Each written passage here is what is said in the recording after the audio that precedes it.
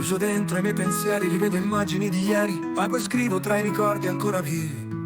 E spero che questa mia missiva vi arrivi. Se nel cielo poi non c'è un sistema di consegna, la porta è sempre aperta. Ricordate dei sogni di chi ancora vi aspetta.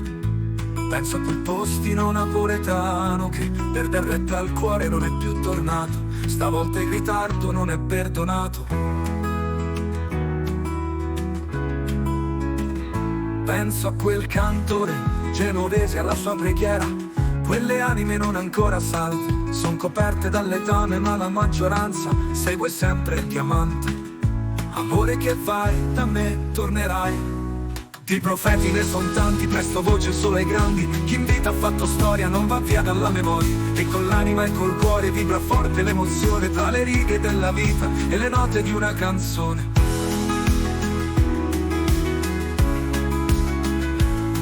Ascoltando un minuetto mi riappare quel musetto. Spero almeno nell'universo hai trovato un cielo terzo e un mondo non avverso. E sulle stesse note non piango pensando a quel poeta del Borgata, che almeno in cielo non vivrà dietro una grata. In versi non è escluso il tuo ritorno, dai fatti purtroppo è tutto un altro conto. Di profeti ne son tanti, presto voce solo ai grandi. Chi in vita ha fatto storia non va via dalla memoria. E con l'anima e col cuore vibra forte l'emozione tra le righe della vita e le note di una canzone. Penso a quel nobile senza palazzo, solo post morte la critica ti ha messo in corte. L'unico titolo che realmente ti importava, essere per tutti il re della risata.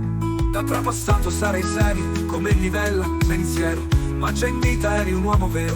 Pagliaccio solo in scena per passione, tra le voci di dentro è arduo non sentire quella di Edoardo.